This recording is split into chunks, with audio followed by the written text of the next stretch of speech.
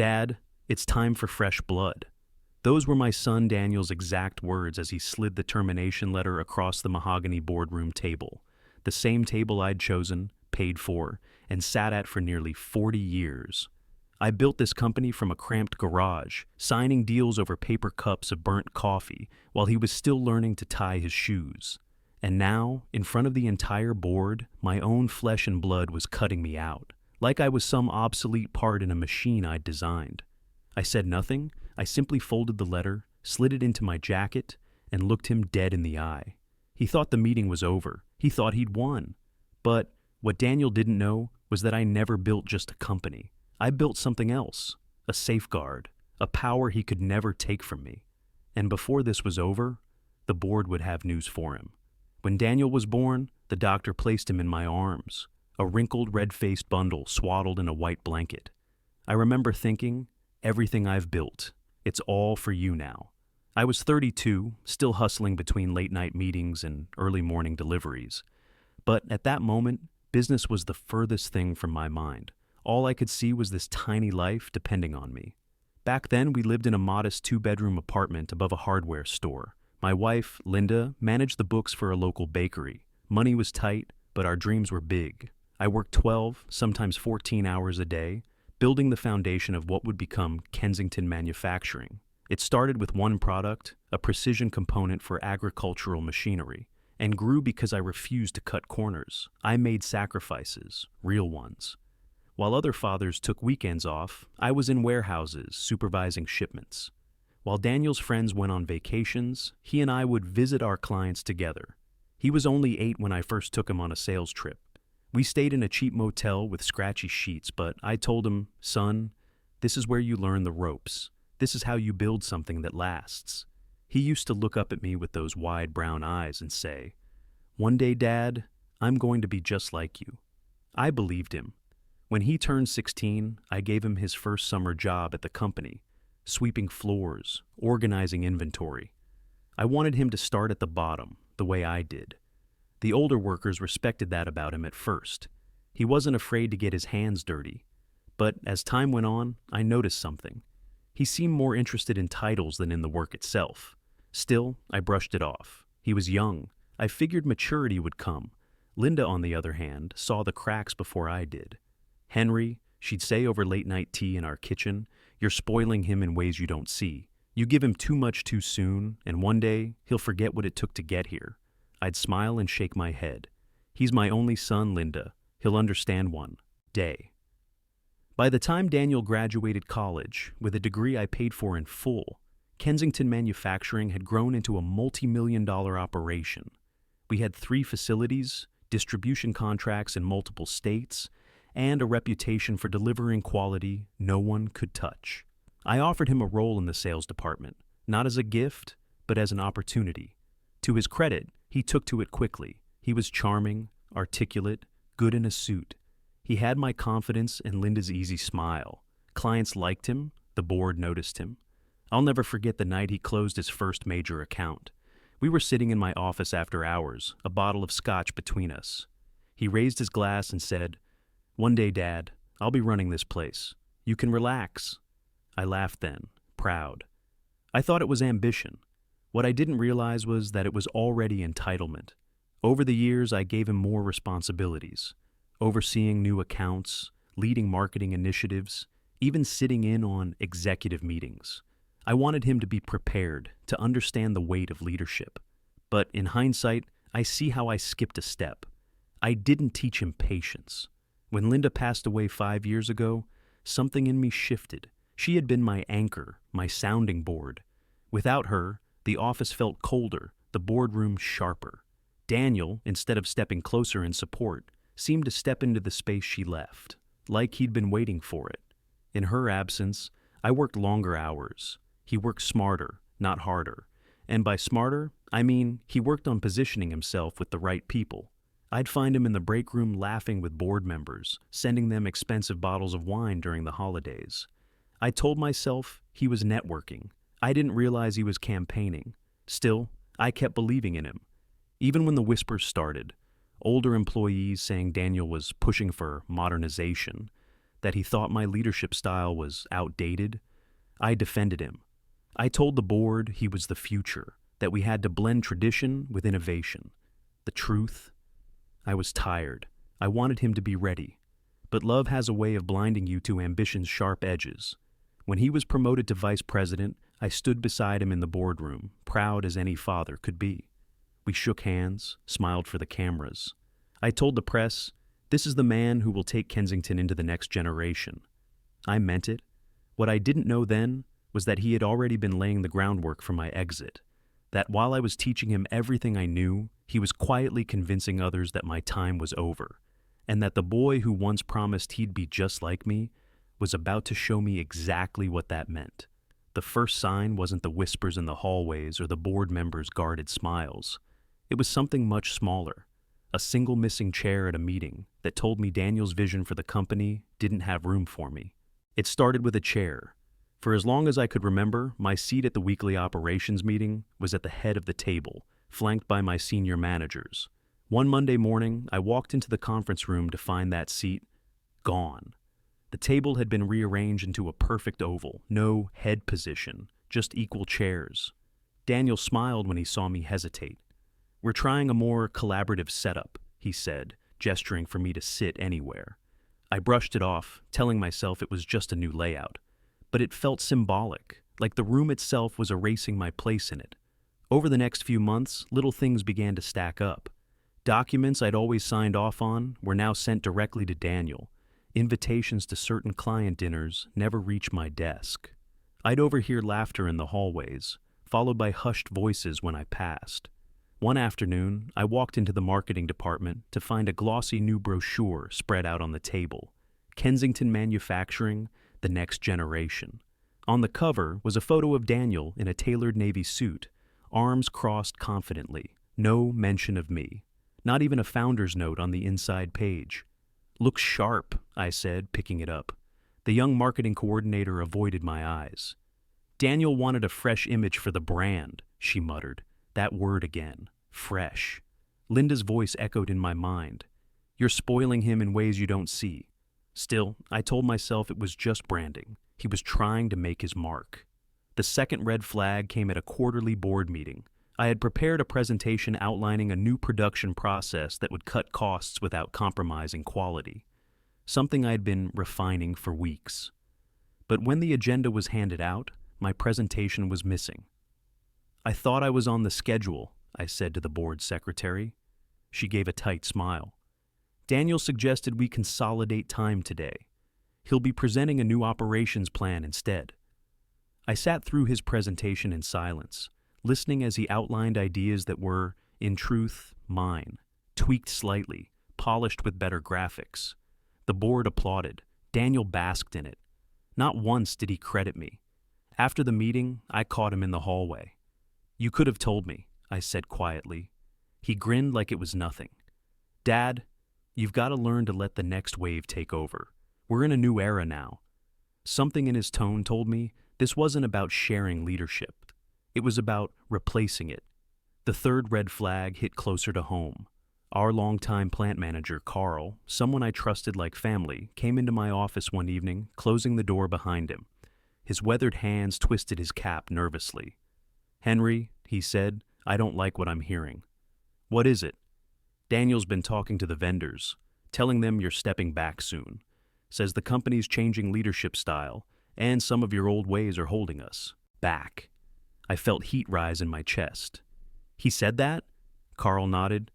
"I thought you should know." I thanked him, but inside, a cold certainty settled. This wasn't youthful ambition anymore. It was a campaign. The final sign came in the form of silence. My 65th birthday rolled around, a milestone.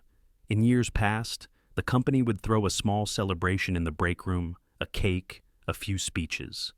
This year, nothing. Not a card, not a handshake. I found out later Daniel had told the office, "Dad doesn't like a fuss." That was when I understood.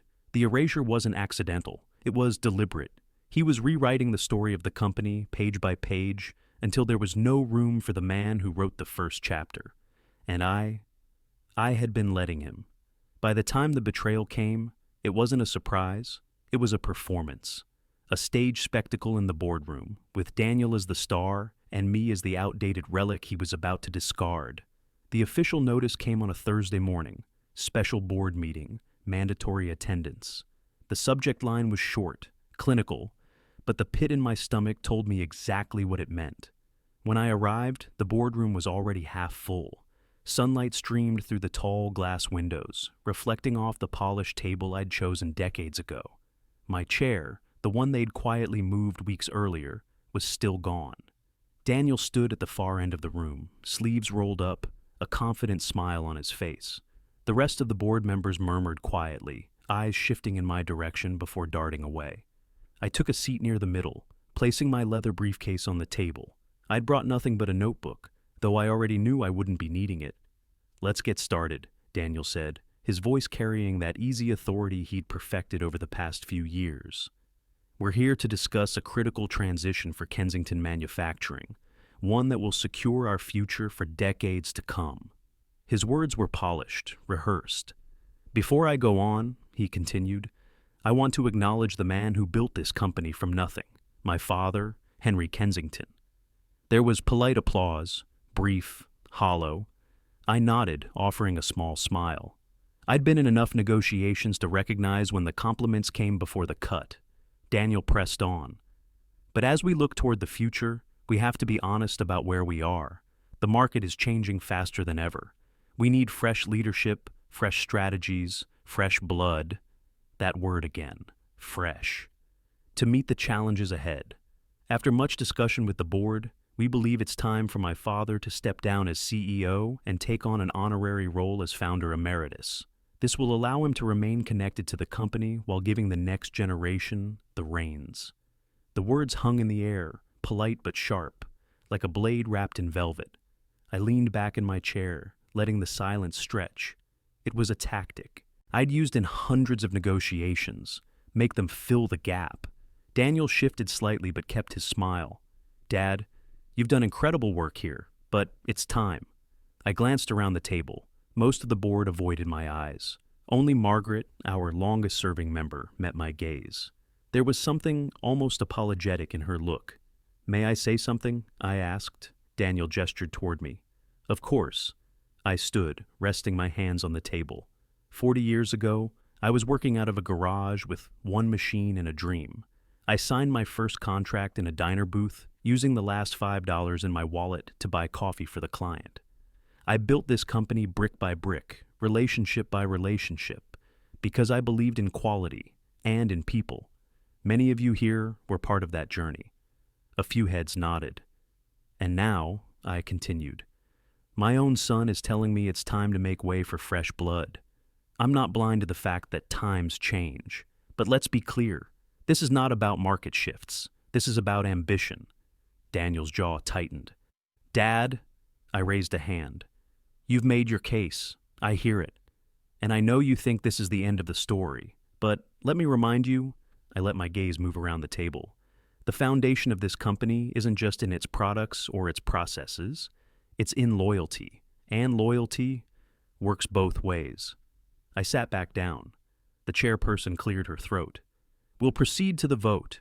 It was swift, unanimous. I was removed as CEO, effective immediately.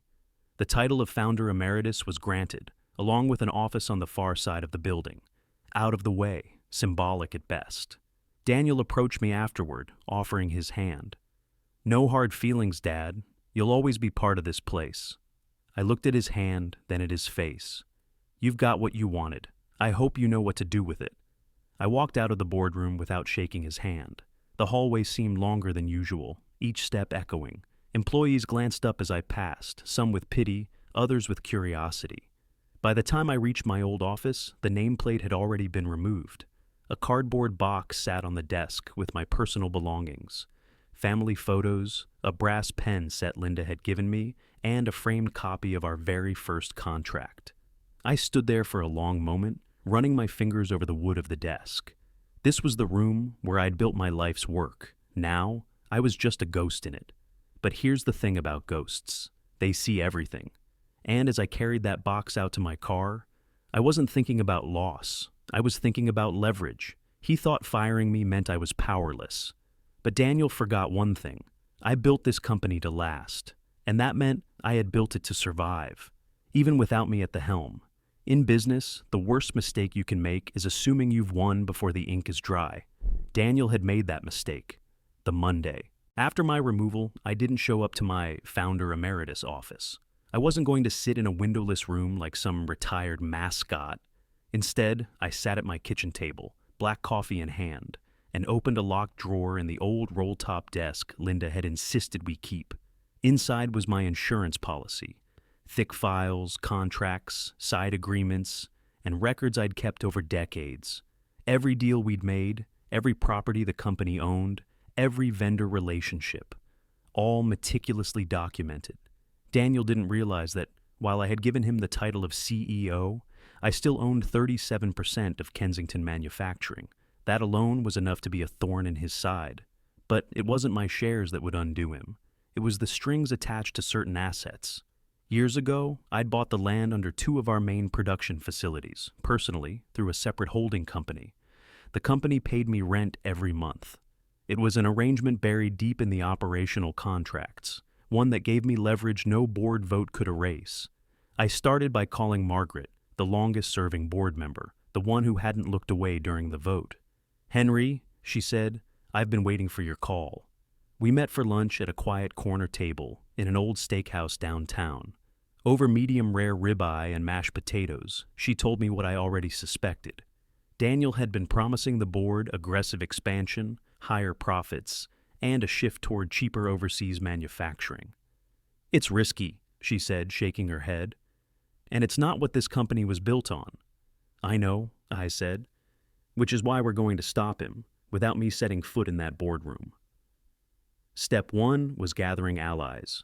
Not everyone on the board was loyal to Daniel. A few were loyal to results, and results were tied to the relationships I'd built over 40 years. I spent the next 2 weeks visiting our oldest clients in person, shaking hands, asking about their families, reminding them of the reliability and trust we'd maintained.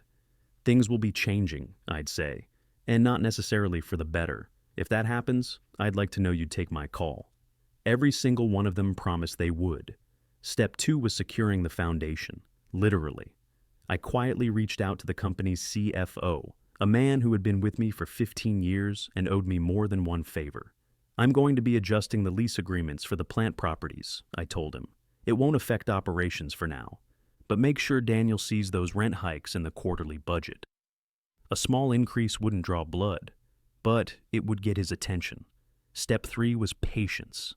I knew Daniel. His ego would push him to make a big, flashy move early in his tenure, something the board could point to as decisive leadership. And if that move went wrong, well, that's when I'd step in. Sure enough, within a month, I heard through the grapevine that he was negotiating to move half our production overseas to cut costs. It looked good on paper, but it risked our reputation for quality, a reputation I had spent my life protecting. I didn't confront him. I didn't warn him.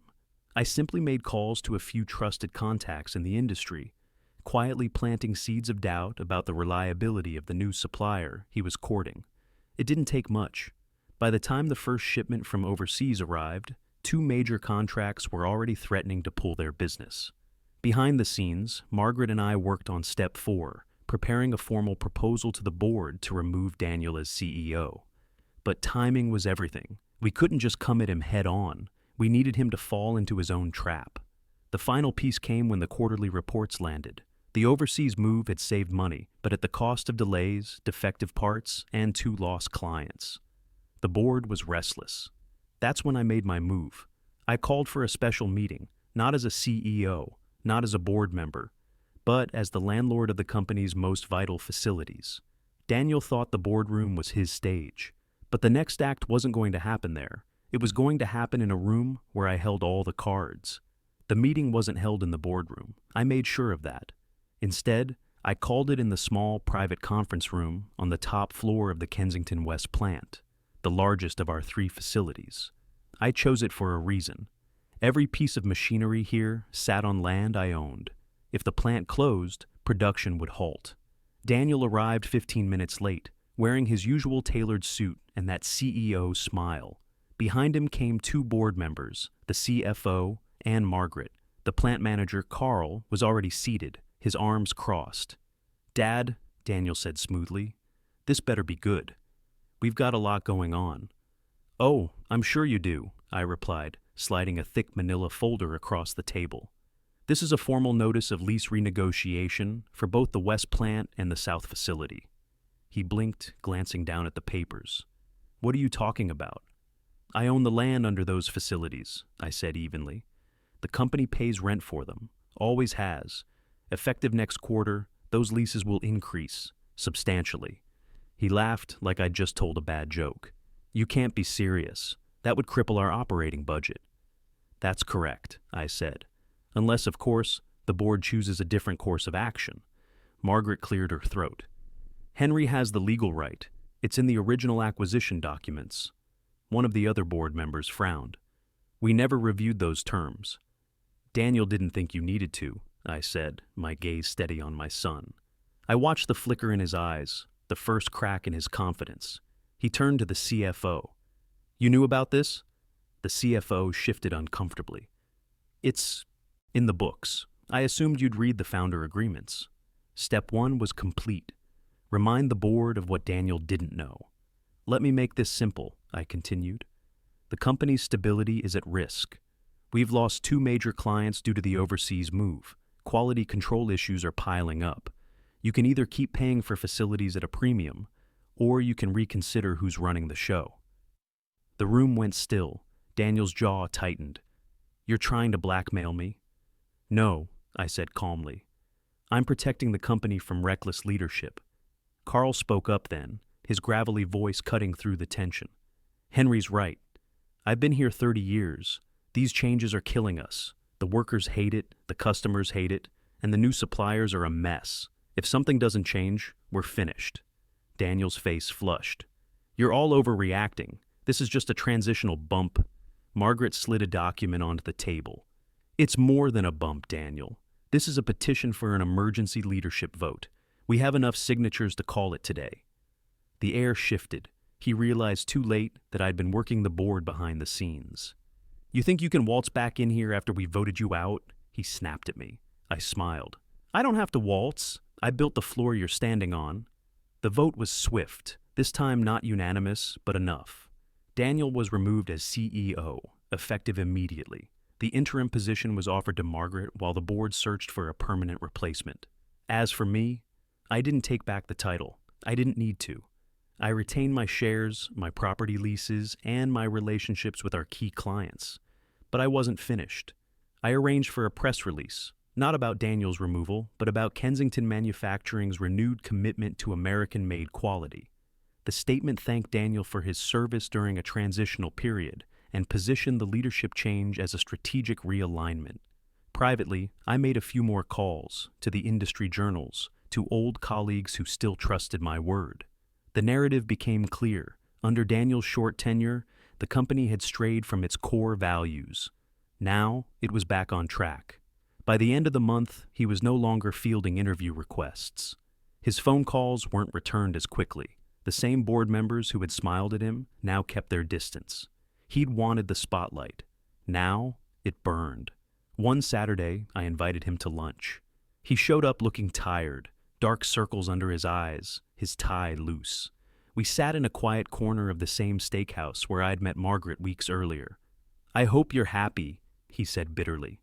"I'm not happy about what you did," I replied, "but I am satisfied you can't do any more damage." He leaned back, crossing his arms. "You humiliated me."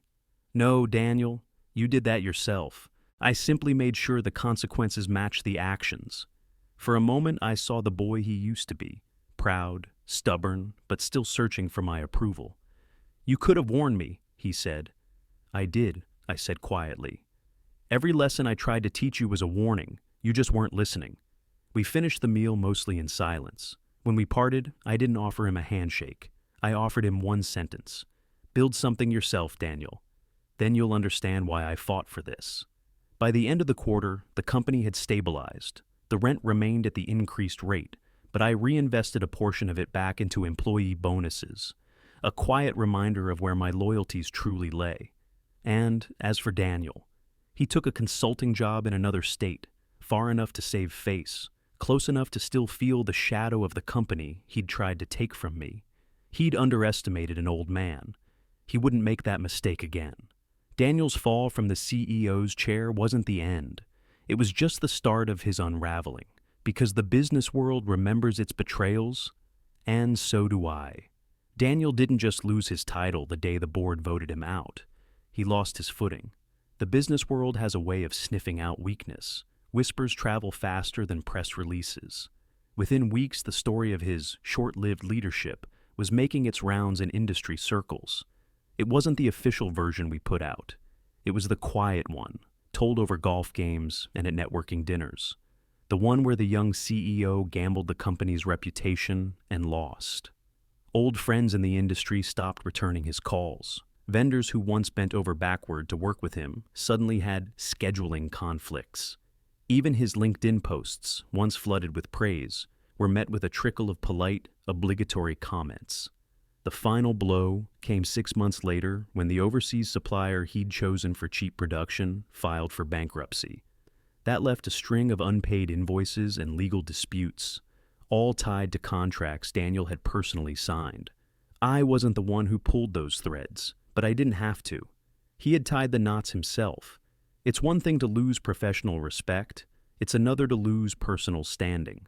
The board members who once invited him to charity galas now sent him polite declines. His country club membership renewal could not be processed due to a sudden wait list. Even his circle of friends seemed to thin.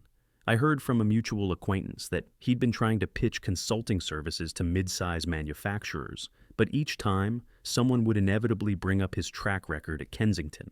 No one wanted to gamble on a man whose leadership had lasted less than a fiscal year. I'd see him sometimes in the local paper, sitting in the audience at industry events instead of on the panel. The smile was still there, but it didn't reach his eyes. The call came on a rainy Thursday evening. I was in my study, the soft ticking of the grandfather clock filling the room, when my phone lit up with his name. "Dad," he said, his voice smaller than I remembered. "I need some advice." I didn't say anything right away. I thought I could prove myself without you. But it's different out here. Nobody trusts me the way they trusted you. "That's because trust isn't given," I said. "It's built, and it's kept by the way you treat people when you have power." There was a long pause. I see that now. For the first time, there was no defensiveness in his tone, just a quiet, reluctant honesty. It wasn't my goal to destroy him. I wanted him to learn. And in that moment, I realized he finally had. But the world doesn't pause while you rebuild. By the time Daniel understood the value of what he'd thrown away, the doors he'd burned were closed for good. Margaret remained interim CEO for another year before the board appointed a permanent replacement, a sharp, steady leader who valued the company's traditions as much as innovation. Under her watch, Kensington manufacturing regained its footing, regained lost clients, and even expanded, without sacrificing quality. Daniel, meanwhile, moved to a smaller city, taking on contract work for businesses that didn't know his history. He kept a lower profile. I suspect it was partly by choice, partly by necessity. The irony wasn't lost on me. He'd fired me in the name of fresh blood, only to find himself bled dry of the very credibility he needed to survive in this industry. I didn't just get my dignity back. I left with something far more important. The knowledge that justice doesn't always need to be loud to be permanent. For my son fired me from the company I built, said, "Time for fresh blood." Board had news. It's been 3 years since the day Daniel slid that termination letter across the boardroom table. The company I built is still standing, stronger than ever. The plants hum with the steady rhythm of production. The air smells faintly of machine oil and fresh wood pallets. And the customers who trusted me decades ago are still shaking hands with Kensington Manufacturing. I walk through the West Plant sometimes, not as CEO, not even as an employee, but as the man who still owns the ground beneath it. Workers still stop to say hello. They ask about my health, about my grandchildren. They tell me they're glad the company stayed the course. As for Daniel, our relationship is different. He visits on holidays now, not out of obligation, but out of something quieter. Respect, maybe. Or at least the beginning of it. He's not the same man who looked me in the eye and told me it was time for fresh blood. Life has a way of humbling you when ego won't. Do I forgive him? Yes, but I don't forget. Because forgetting means erasing the lesson. And the lesson is this: respect is not inherited. It is earned every day by the way you treat people when you have the power to do otherwise. I never raised my voice at Daniel. I never threatened him. I didn't need to. Revenge, if you want to call it that, is most satisfying when it's not about destroying the other person, but about restoring the balance they tried to break. Linda used to say, "The sweetest justice is watching the truth stand on its own." She was right. In the end, I didn't just protect the company. I protected its values, the ones I'd poured 40 years into: integrity, loyalty, and a stubborn refusal to compromise on what matters. Daniel thought he could take my seat at the table. He didn't realize I'd built the table itself. And tables, my friends. They can always be rebuilt, but they will always remember who carved the first piece of wood. Power without humility collapses. Legacy without respect crumbles. But when you build something with integrity and guard it fiercely, it can outlast any betrayal.